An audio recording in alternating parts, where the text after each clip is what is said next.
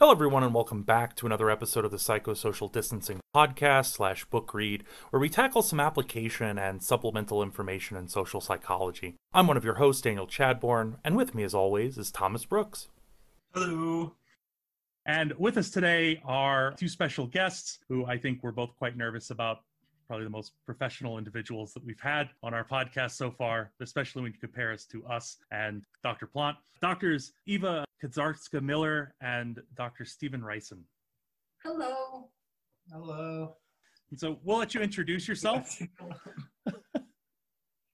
Wait, introduce ourselves? Well, I mean, background, who you are besides your names. I was born in Pennsylvania. Steven, stop it. Then my family moved to Ohio.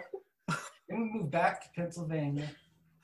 Then we moved to Illinois, and then to Michigan, and then to Rockwall, Texas, and then to Fresno, California. And then I went to undergrad at Santa Cruz, California. And then I went to get my master's at Fresno State, and then I went to get my PhD at University of Kansas, where I met Eva. And now I'm at Commerce, Texas. I guess my background is not as exciting as Steven. So I was originally born in Bulgaria, and 20 odd years ago, I came to the United States and I got my PhD as well from the University of Kansas. And currently I teach at Transylvania University, which is not the one in Romania, but the one in Lexington, Kentucky. I do have a question. Did you come to America specifically for education, or were there other reasons why? Yeah, it was personal. Mm-hmm. Like, it wasn't education. Oh, okay. Well, I can probably speak for Thomas and say that we're happy to have you here. After Stephen's introduction, I might take back our most professional guests of the podcast so far. So you're both authors of the book, The Psychology of Global Citizenship, and that's what we want to talk about today is global citizenship in relation to prosocial behavior. And so I guess we should probably start by getting an explanation as to what global citizenship is, or what global citizenship identity focuses on. Sure, I guess that's me. So global citizenship, the way we conceptualize it is two antecedents that predict identification with global citizens. And the two antecedents are normative environment, which is the way we measure it is your friends and family believe that being a global citizen is valued and important, and that the where you live is embedded with global stuff, which we may or may not talk about. The other, so that's normative environment. The other antecedent is global awareness, and that is a combination of feeling like you're knowledgeable about the world, but also feeling interconnected with others in the world. And so those two antecedents, normative environment and global awareness, predict degree of identification with global citizens. So identification from a social identity theory, self-categorization theory standpoint is how psychologically connected you feel with a category label. So it could be any identity. How psychologically connected do you feel as an anime fan, or as a professor, or as a male, or any of these different various identities that we have. But when we measure it, we say as a global citizen. And we don't tell people what a global citizen is anymore, and we get similar results. But anyway, and then your degree of identification predicts outcomes. So we have the antecedents, normative environment, global awareness, predicting identification, and then identification predicts outcomes. And we found 6 clusters, and we call them clusters because even though we measure it in a certain way, there are various ways you could measure it, and there are things that are connected. For example, we use environmental sustainability, but you could measure, sustainable behaviors and not just attitudes, and other various things around that cluster of environmentalism. But anyway, the 6 outcomes we have in our model are intergroup empathy, which is caring about others outside of your in-group; valuing diversity, which is valuing people of diverse backgrounds; social justice, so you believe in human rights, you believe in equitable treatment of all people; environmental sustainability, which I've already mentioned, which is basically you care about the environment; and intergroup helping, which is you have a desire or you would be willing to help people outside of your in-group; and a felt responsibility to act for the betterment of the world, which is this felt obligation or duty to do good things for the world. So that's the model. The front half of the model, you weren't expecting this, were you? The front half of the model, normative environment and global awareness, we use the well, it's more of a notion or an idea. I don't know if it's a theory, really. The intentional worlds. I'd call it a notion of intentional worlds, which says that we as human beings live in an environment that was constructed by prior generations of human beings in a way that can direct behavior, influence us to act in certain ways. Think of, for example, you weren't expecting the half-hour lecture. I'll bring this down to the 10-minute one. So these things in your environment can influence you, and you picking up those things and going out into the world reinforces them back into the world. That's culture. So the culture that you're in, or the environment that you're in, if it has normative environments that encourages you to be a global citizen, you're more likely to be a global citizen. Related to that is if people around you think being a global citizen is good, you're probably going to learn more about the world, be more knowledgeable about the world, so you'll have more global awareness. This leads and affords you the identity of global citizen. Now that's the first half of the theory. The model. The model. Well, the notion of intentional worlds. I mean, if it makes you feel better, you've basically just answered like my first two questions. So we're already ahead of the game at this point. I think I'm about to get another couple, 3, 4. So in the other half, once you self-categorize, say, I'm a global citizen, I will endorse this notion, and you feel a degree of connection with other people who would say that they're global citizens, that falls under social identity and self-categorization theories. And what they say is if the identity is salient or cognitively popping up in your head, then you will be more likely to adhere to the content, the norms, whatever the groupie prototypes of the group are. And for global citizen, over the many studies we've done, we found that those 6 clusters of prosocial values would best represent the content of the identity of global citizen. So you're more likely to do those things. And that's the model. That was a pretty solid lecture. Yeah. Is this going to be on the test? It's more information than we usually give them, so that's good. That's good. We need to prime our students and our listeners to. I don't think they'll ever invite you again. I'm getting that feeling. Y'all wanted this. Y'all asked for it. So that basically answers, kind of my two questions, or my first two questions, that the sort of the idea of that global citizenship identity, as well as, this idea of the antecedents, what sort of leads to this GCI, this global citizenship identity and its outcomes. A couple of my other questions, is this global citizenship identity kind of conducive to some aspects of self-development, or is the environment key? So basically, we've talked way at the beginning of this podcast about Lewin's equation, person plus environment equals behavior.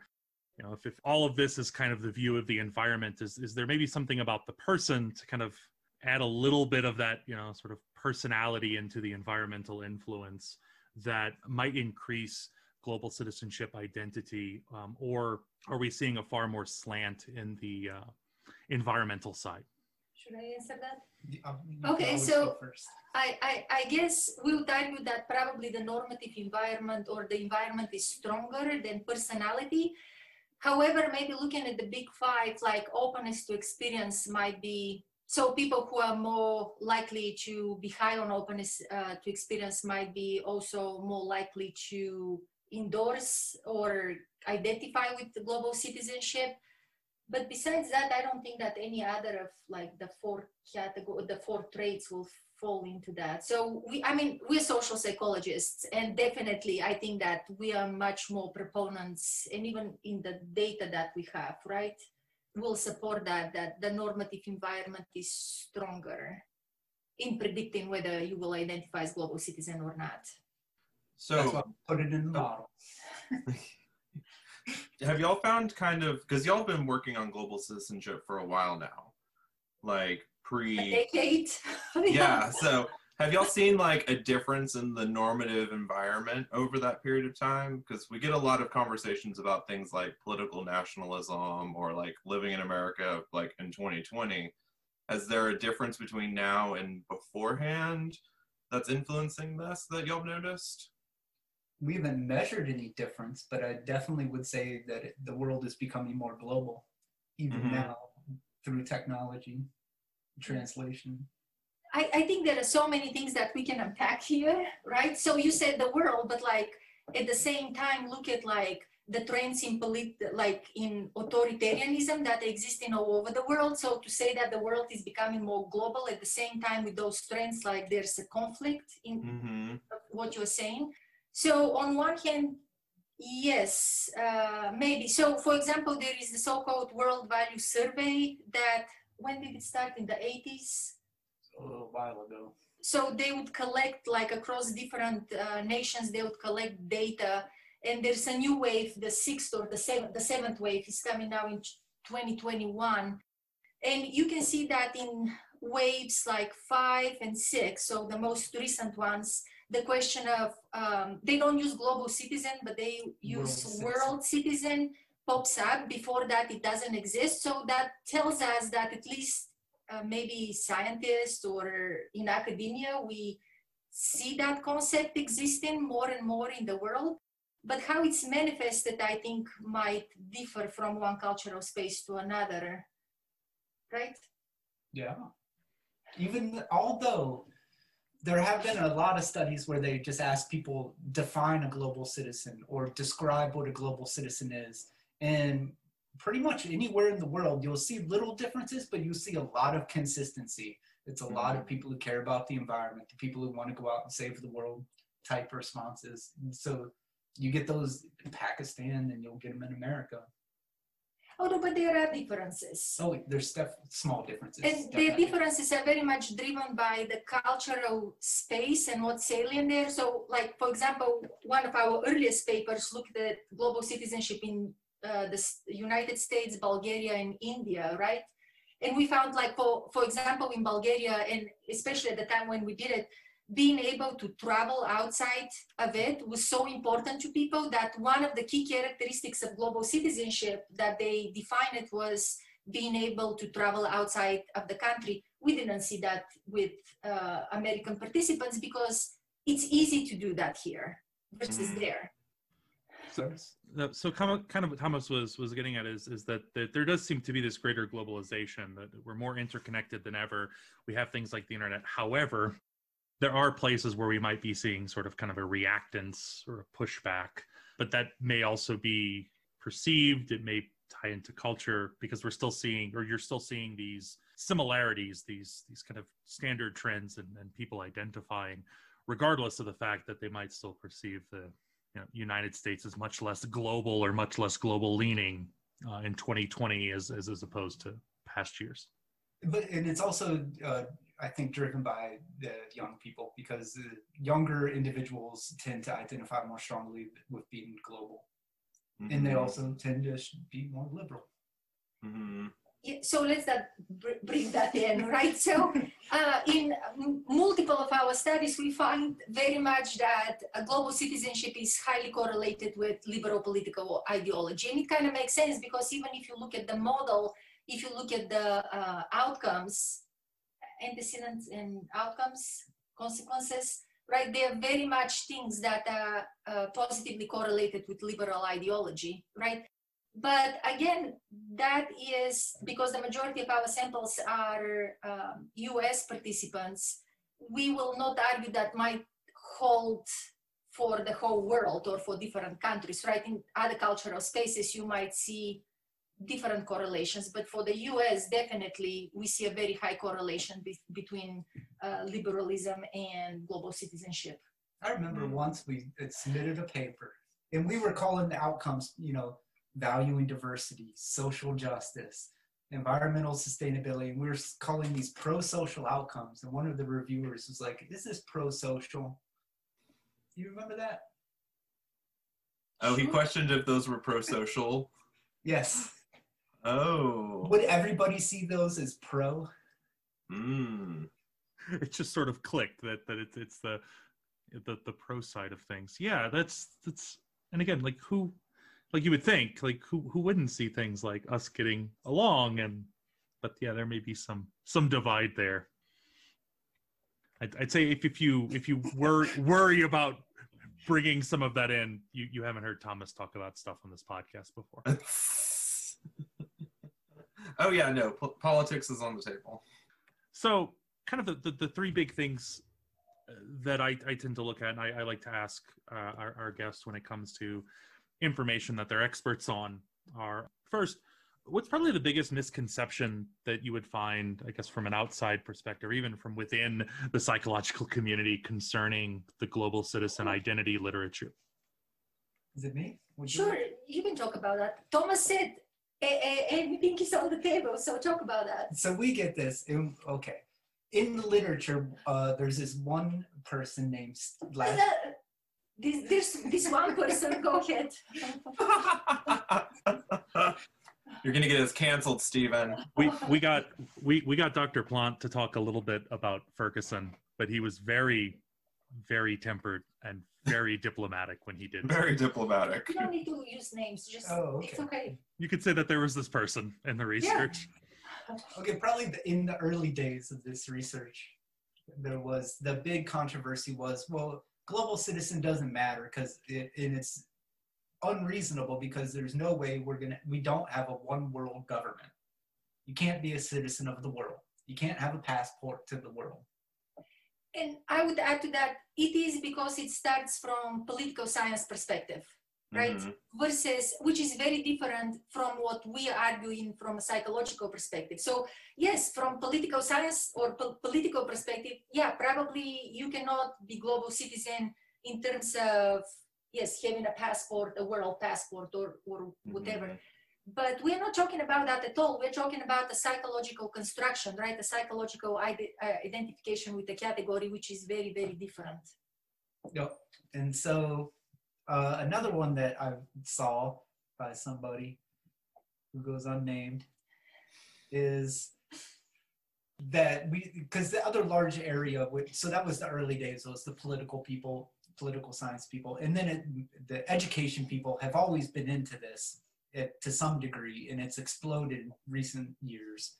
And one of the arguments was that we should not teach values in school. We should teach facts in school. We shouldn't teach values. Do you want to go off on that one? No, I was just thinking you guys should do a special episode on that, right? About what should we teach in school? Because we've always taught values in school. Yeah, yes, we do. I have a graduate student this semester he's a huge proponent of saying, like, why don't we teach basic, because that is part of it. I mean, at my son's school, they have to understand, the 3 Ds: be respectful, be polite, be responsible. These are values. These are values that arguably everyone would understand. But even like the selection of curriculum, so deciding what to include and what to exclude is also a value judgment because it teaches the students what to pay attention to and what not to pay attention to. So you can't help but be value driven even in like creating a class. Yes, and in terms of the facts, there is research that shows that our minds are not swayed by facts, right? Like you can be shown the facts, but at the end of the day, like you just go by like the values and the understanding of the world that you have. So yeah. It goes back to episode 1 where we say, we'd like to think that facts don't care about your feelings, but feelings sure do sway your facts. Yep. So that's one of the misconceptions. Well, that was 2 of them. So this is a distinctly psychological model of global citizenship, that there is not really a bleed over into the educational or the political science for y'all personally. It's very political. Well, I mean, but not in the political sense of like belonging to a particular like earth or nationality, the way we are like national citizens, right? Like world citizen there does not mean the same as an citizenship in a national sense, Mm-hmm. right? But rather we see it as the psychological aspect of it.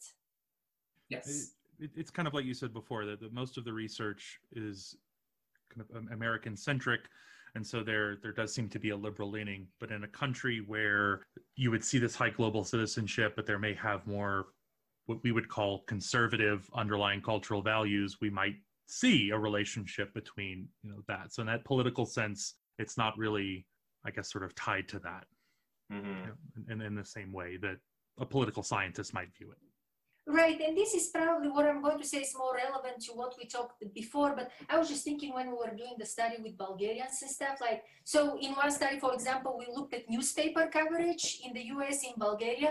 In Bulgaria, like, I mean, almost on every other page, there's something about the world. Even when you look at the freaking weather forecast, they talk about what's the weather in Paris, what's the weather in Italy. So there's so much more information versus in the US, we didn't necessarily see that. And when you watch even the news, I mean, now because of the pandemic and whatnot, here and there, you hear a little bit more about what's happening in other countries, right? Or usually we hear about other countries when we're in war with them.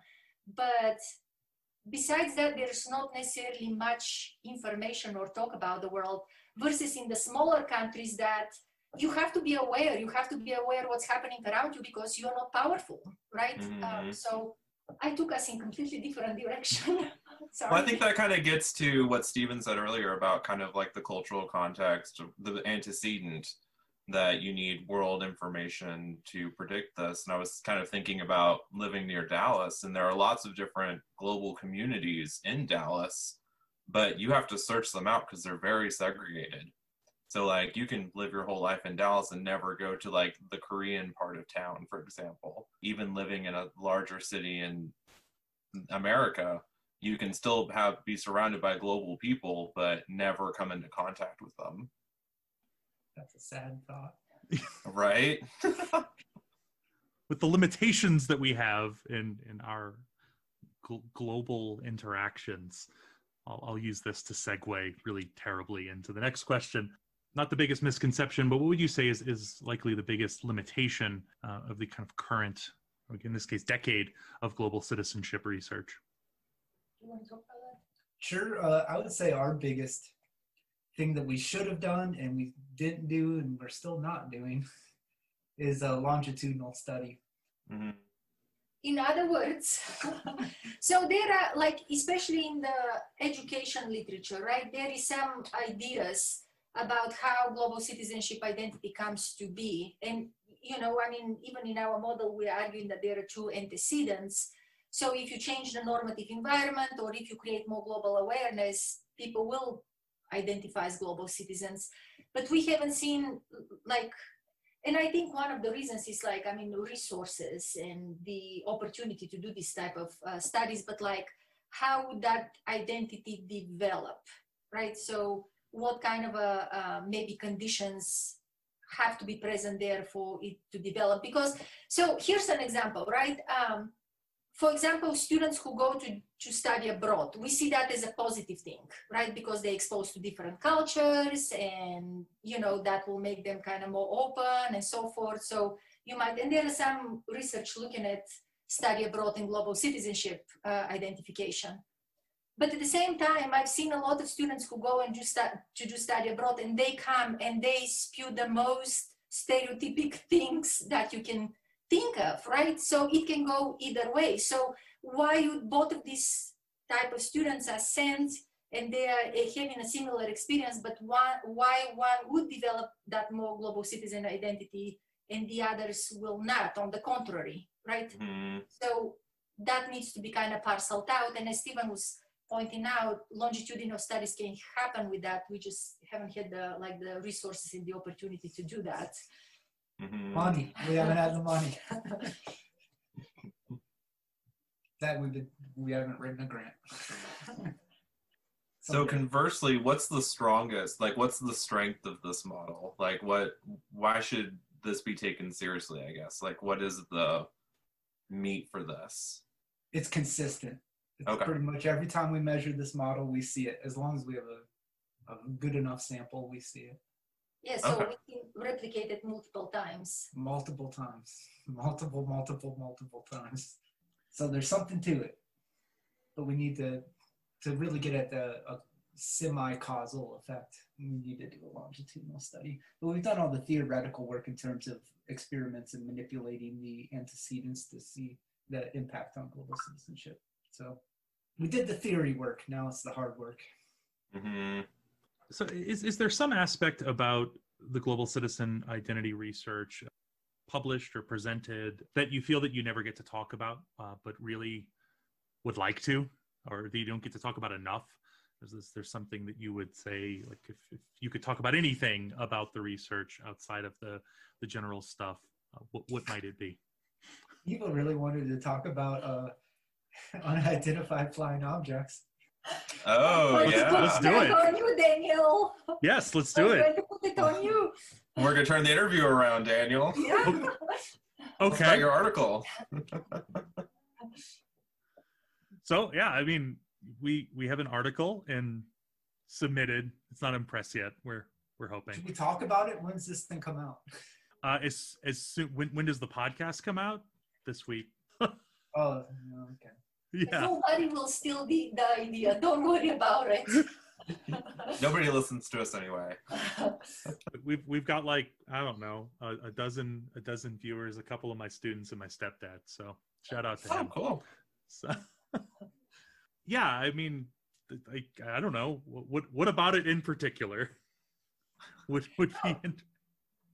No, so I was thinking about it. You know, I mean, global citizenship, it seems like such a serious thing, like, and such a like consequential thing. And then, you know, I mean, Stephen has some research about anime and global citizenship, and then the UFO and global citizenship. So to me, it seems these are kind of fun aspects. I mean, they're important, scientifically they're important, but they're kind of fun aspects. And it's not like, let's change the education system, right? And teach everybody how to be a global citizen and so forth. Let's see if thinking about aliens improves that sense of a broader global community. Maybe. I mean, at least that's kind of what we argue is that more thinking about space, thinking about, you know, again, maybe it's a priming to get the person to think about the Earth as a whole and human beings as a whole. And that's kind of the sort of idea of salient identity. If we can bring people up to that higher level, then they should at least hopefully have a more, you know, inclusive sense. I mean, it's part of the argument why, you know, visiting other countries and at least we would expect to see, you know, in terms of exchange students and going and taking classes in other countries that should, you know, expand that view, or even just college in general. You're meeting other people, you're getting outside of your bubble, and that doesn't happen to everyone, but it definitely can have an effect because you get exposed to more. So about the anime that was brought up, Stephen, would you kind of tell us about the anime real quick? Sure. Well, and I think for both of these, anime and the UFO community, enthusiast community, is just that there are things in your everyday life you don't realize influence you, but do influence you. And I think in both of those, we were trying to dig down at what particular aspects of this community influence you. And so for anime, it was, well, the content itself, because anime, if you watch anime, there's a lot of prosocial interconnectedness. I was discussing with you the other day, it's a lot of interdependence. So a character will do some action, and then all the character's friends, you have to see their reactions to what the character did. And so it's always a relationship of what other people react to your behavior, well, the main protagonist's behavior. Mm-hmm. For those of you who don't watch anime is cartoons from Japan. For adults. For adults. Well, not, I mean, yeah. It's across the board. Pokemon. Those are not made for adults. Yeah, your Pokemon, your Sailor Moon, your Narutos. But we know a lot of cartoons not made for adults or watched by a lot of adults. That's what I meant. Thank you, Daniel. That's what I meant. These are predominantly adult fans that we're looking at and in these research lines. Exactly. We find furries are also bigger global citizens than the average person. Well, the control group, I think, was college. No, It was MTurk, so it was community sample. And a good part of that was driving because they're so big into the environment and animal rescue. Give us a quick description of furries real quick, because I Furries find that are- in my classes, like if people don't know, I have to explain it. But if people do know, they think it's the wrong thing. Furries are fans of anthropomorphic art and cartoons. So if you think of the Disney movies like Zootopia, they like that type of media. Not necessarily a sex thing. No, it is not necessarily a sex thing. It's yeah, it is not. So As much as you would say the Brony fandom is about sex. which it's not. We have lots of data to say that it's not. Mm-hmm. So I've got these, I almost call them like spitballing questions where I'm not 100% sure if I'm making myself seem like I'm sounding like I'm making sense. No, that's probably not. But something along the lines of like, are there some, could you have a group that promotes some aspect of like global citizenship identity without, I guess at face value? I guess what I'm trying to ask here is that could you have someone who is essentially using kind of the concept of we should be a more globalized, we should be a more open community, but maybe isn't, kind of that injunctive, descriptive norm difference isn't necessarily putting it into practice, or I guess is using it at face value for some, other means, popularity, you're kind of spouting lies on one side and, endorsing it on one side, but doing something different. Could we argue that maybe the endorsement would still have an effect, or could having leaders that were trying to maintain, I guess, some lip service to these values, but not necessarily promoting them, still have some effect, or would it have to go a little more than just like skin deep? Do you want to talk about that? The corporate? You can. You can. Oh, okay. Well, let's see. Acting as if you're global to gain some benefit. Definitely. But I also think you can think of yourself as a global citizen and not do any of those behaviors because it's all in your head, which is a lot of what reality is in your head. What you believe is reality is, oh, am I getting too far off? That's intentional worlds. It's part of our theory. I mean, so the idea that if someone's concept of global citizen isn't, the same, or their understanding of global citizen is sort of way off, but they still consider themselves one, is kind of what you're getting at. So there are two aspects to this. I'll talk about the types, and then you can talk about the how corporations use it, right? So Corporations. Yep. So there was a paper. I don't remember. No, it's not 2018. 2013 by Oxley and Morris, right? That proposed 8 different types of global citizenship or types of global citizens, and we actually kind of looked at these types because they were proposed, but there was no empirical validations that they were the types. So we did one study, several studies. I think we did 3 studies. 3 studies that looked at these different types, and we find, and if I remember correctly, one of the types was like economic, cultural, what were the other ones? The important religious, I think. Religious. So the important one was the economic. Yes, but so what it came out of it was that the economic, so all of the other types, and Stephen is about to pull the paper so I can tell you what the 8 types were, that all of the types fit into the model, meaning that, the relationship between global citizenship, even if you identify in a particular way, you understood global citizenship in a particular way, the antecedents were there. The economic one was the weird one. So there was environmental, political, economic, spiritual, cultural, critical, and moral. And there was one more, social, but it cross-loaded across multiple things. So we just had to throw it because it wasn't distinct. That's right. But it was interesting to find that all of 6 of the factors, right, were positively associated with the prosocial values that are part of our model. Economic was not. So what I'm trying to say here is that, yes, people can say I'm a global citizen, but depending on how they conceptualize it, right? So if I'm a global citizen, which means that I have private jets and I travel the world and I buy corporations and I lay off people and outsource jobs, yeah, I'm a global citizen, but I'm not doing the prosocial things that we have been talking about. Okay, that makes sense. And then you can talk about how corporations are using it nowadays. Oh, yeah, so there's a growing trend recently with corporations being good corporate citizens, and there's actually what they would even title their global citizen yearly report. So how they're benefiting the world. And for example, I mean, Nestle or Coke will talk about how great they're doing in other countries and not using up all the local water supply and not doing all these bad things. But then we hear and see reports they are doing those bad things. And so they're cherry picking this data to look globally good and putting it into this yearly report. But in actuality, they're not doing those things. So that's just an example of them trying to look good, using the label to try to get a good brand image, but not actually doing the behaviors. And the mere fact that they're using the label in a positive way, although what they're putting behind it is not as positive, tells me that we're onto something in terms of our model and stuff, that when people think about global citizenship, it is associated with prosocial values. It's associated with positive things. Like the Global Citizen Festival. Oh, you and that big festival. Y'all ever see that? Oh, don't let him.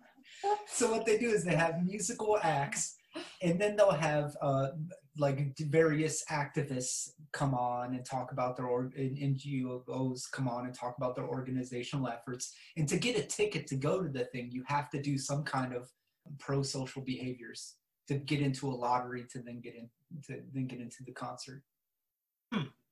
Where is this concert? Like who? Like what is it? It's all over the world. It was in New York for a while. Then they did South Africa with Trevor Noah, I think. South Africa was the latest one. And Trevor Noah went down and emceed it. And then they shared it. It's live streamed, so you can watch the whole thing. Yeah, Stephen even sent them our book. Yeah, I did. Because I referenced them, and I was like, well, I should thank them. Yeah, they were very nice. They sent us a note back thanking us. Okay. They said they have a library, and they put the book in the library. Oh, cool. So at least one person read the book. They put it in the library, Stephen. They didn't say they read it. They read it. So with taking this in mind, though, that if we could maybe look at, I mean, I don't want to like glorify, especially if you know anything about, let's say, what Coca-Cola is doing in South America and Central America. But if they're promoting this and you have someone who knows absolutely nothing about it, it could arguably, I guess, influence them at least in some way of saying, oh, this is, global citizenship is positive and doing positive things, and could make at least that person maybe act a little better if they're taking on aspects of this identity leading to those outcomes. So the idea being that if you're a fan of Coke, but don't know about global citizenship, then you project your feelings about Coke onto global citizenship. And then vice versa, if you don't care about Coke, but you're a global citizen, you project those feelings onto Coke. Or is that maybe going too far? Psychologically, that would work. That's Fritz Heider, unit formation. Right? 1959, Fritz Heider? Anybody? Did you know he's buried on KU campus? Yes, I know. He's buried on where? The campus of the University of Kansas. It's not on campus per se. It's the cemetery close which to is campus. on campus. Well, and every year the social psychologists. No, they go for Jacques Brem. They don't go for they Heider. don't go for Heider? No. Oh, that's a shame. What were we talking about? Did you ever go into Walmart and you see that board on like the left side when you walk in of how much they've given to local charities? yeah. Has that ever influenced you? Did you ever notice those things never change? Steven, I never look at walls. Oh, that's true. Never mind. I'm not going even to ask. He doesn't look at walls. He doesn't see walls. I missed one of his talks once I asked him about a talk, and it had been like advertised on the walls in the department for like a month or 2 months or something. And he was like, there's a sign right here by my door, Thomas. Like, I don't look at walls. I don't look at walls. So It's also why it's unrestrained. Doesn't see walls, doesn't see barriers. I'm free. That explains a lot. Sorry, what were we talking about? No, that's all right. This is good. I can get us into something completely different, and then I'll have a last question.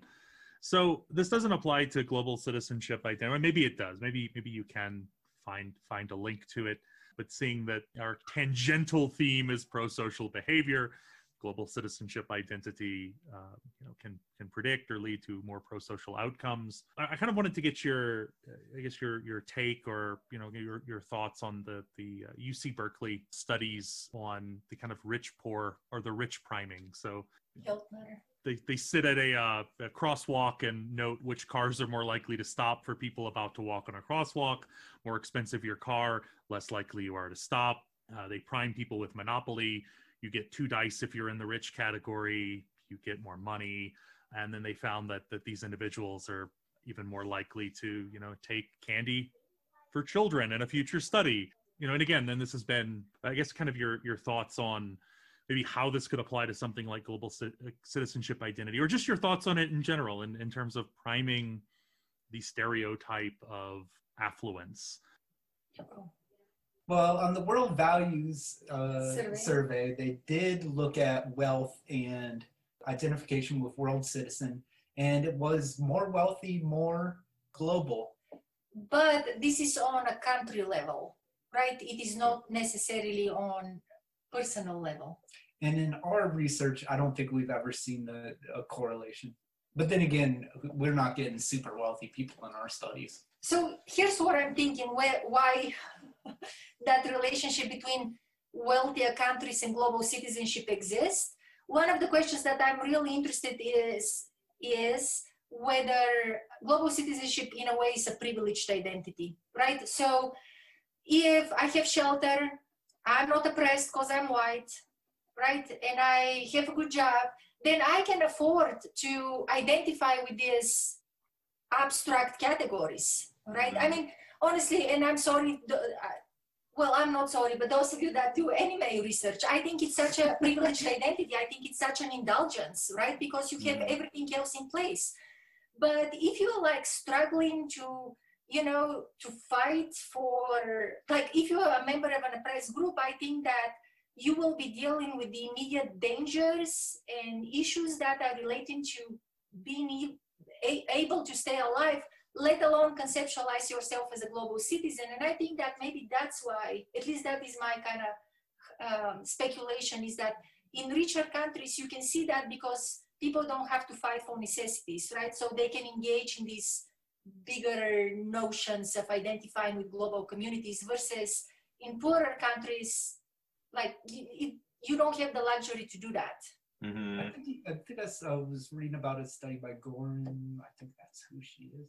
And they did asking teachers in Israel, well, why aren't you doing more of this global stuff? And they're like, we're under threat.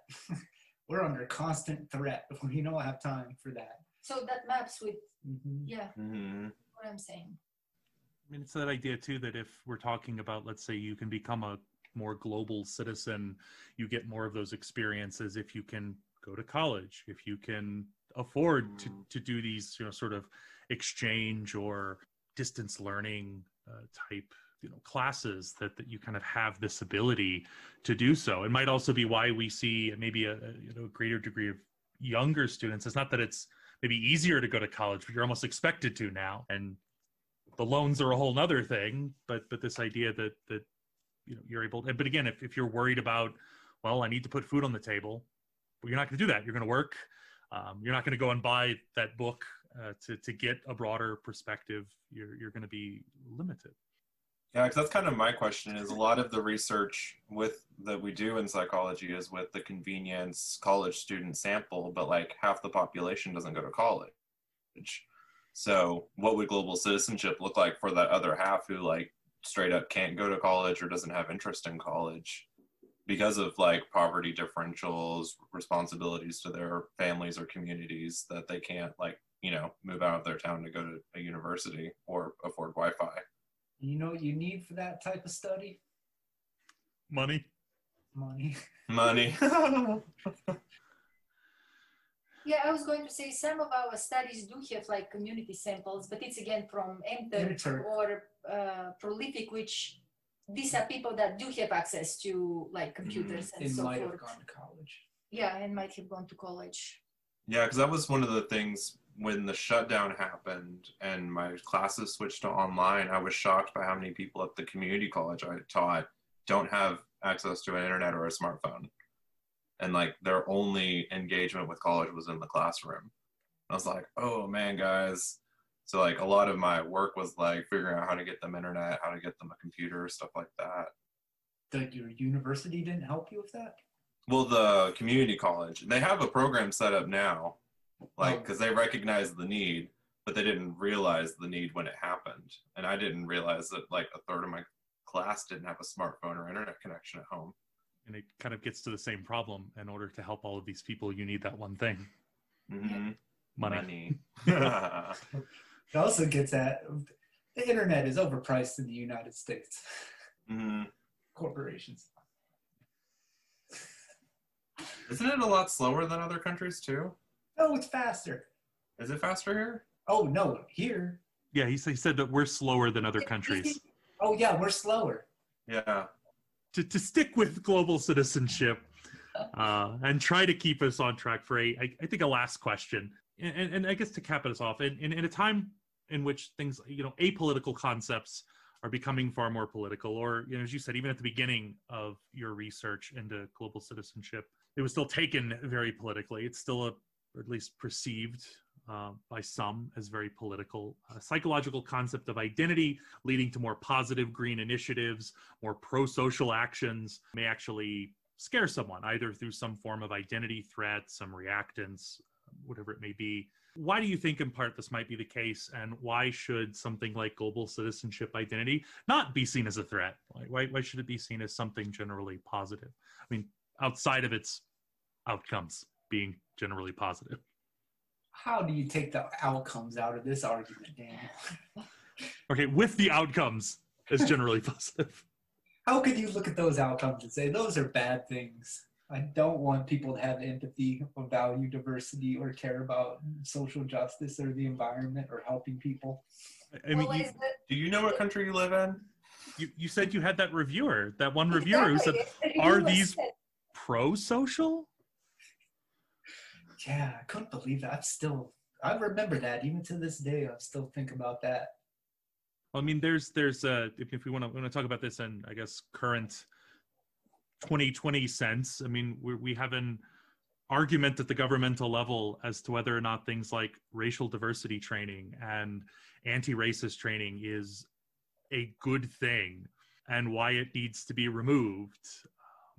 That kind of in the same vein that someone arguing this we shouldn't be teaching this in school. We shouldn't be promoting global citizenship identity because it may lead to something like, I guess your thoughts on, I guess from the social psychology perspective, why might that be the case, or why should it reduce the fears of someone if you maybe had something that you could offer? Social identity theory, Tajfel Turner, 1979. Everything that you are, my group is not. Oh, no, I mean, this is not answering your question, Daniel. It's more about the discussion we are having as a function of your question. But if you look at, I'm not going to mention names, but people in social psychology who would argue that the field is extremely liberal, they will look at our items and they will say, you are making an assumption that that is a positive thing. And yes, so some people will not argue that these are positive things, right? That we have imbued value judgment in these things, calling them positive. So again, this is not answering your question, so I'm not sure how we can convince people with global citizenship is a good thing, right? That's the... Yeah, I mean, I guess the short of it, but I guess part of the model itself is that if you identify as a global citizen, you probably view it as something positive. And that basically asking for intergroup conflict reduction. So the main theories would be intergroup contact. What? No, he's saying one group of people saying this is bad, and we're saying these are good, right? I'm not sure. Is that what you were saying, Daniel? I guess something like that. I mean, something along the lines of, you have individuals who may view this negatively, maybe experience some, I guess you kind of explained by saying, well, yes, Tajfel and Turner, so social identity theory can argue why they might see it. Well, my group's not like that, and so I might take it as a threat, or by increasing diversity, I might lose some status, so I feel that my group is threatened because of it. But why should it not be seen, I guess, as such of a threat? Is this sort of the general... But I think that even if we make that argument of why, we are making an ideological argument here, saying that these are positive things, right? So especially, I haven't heard that recently, but like in 2016, there was a lot of conversation about these globalists. Oh my God, that are trying to destroy the country, right? Because they want to open the borders. And I think like they would see the people who are arguing against the globalists, they will see this, like the global citizenship stuff falling into that category, right? So, and I don't think that anything we can say will convince people that believe that is a negative thing, right? So it seems that maybe there's this tension between nationalism here and, being more open to the world. I don't know. Because nationalism is my group. Other countries are the out group. Mm-hmm. Social identity theory. Tajfel Turner, 1979. Yeah, I mean, that kind of gets, I guess, to the basic of at least maybe what I was hoping to word it, and I'll concede to a flawed question. The idea of, and then this probably gets back to the antecedents, that if your normative environment is not conducive to maybe promoting that idea of a global citizenship identity, then, well, you're certainly not going to have one, or you're going to be much less likely to have one, and it's certainly not going to lead to those outcomes. Yep. But there are other identities that, so for example, if you're living in the South, even I did this study where people in the South are more helpful. So you'll see more helping behavior because that's part of the norms of the group. So it's that stereotype of Southern hospitality. Yep, and it's true. And is the help towards, so are they trying to help other Americans, or they're trying to help the starving children in Africa? Oh, they're just helping. They'll help anybody, but they won't invite the foreigners back to their homes. Let's put it that way. They'll help you on the street. As someone who grew up 30 plus years in Southern Louisiana, yeah, that's about right. I literally just helped an old man with the TV at Walmart earlier today. He's like, I can't find someone who works here. Will you help me? Yes. Did you have a mask on? Yes. I was about to ask the same question. Of course I had a mask on. This is a college town. I live next to a frat house. I should be wearing a hazmat suit when I go out. Well, I think that hits all of our questions, and it puts us at about an hour. That's what we said it would be. The shortest, most efficient podcast that we've had so far. I think it is. We haven't gone under an hour yet. Good job. So, but we do appreciate you joining us and talking a bit about global citizenship identity.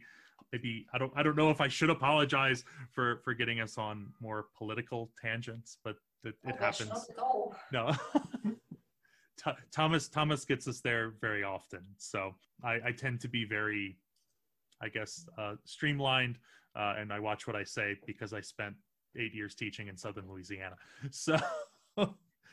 But the reality is that what we're talking about is very much correlated with political issues. So I don't think that we should have stayed away from it. I mean. Yeah. I mean, by nature, I mean, everything's become, masks are political now. Everything is political now. So, but especially, when we're talking about equity and diversity, those have, like it or not, become more charged topics to discuss. And so prosocial values, prosocial behavior kind of falls in line with that. So, well, I appreciate it. This was a good discussion. I thank you both for joining us. And I guess with that, we'll bid everyone goodbye. Bye. Bye. Bye.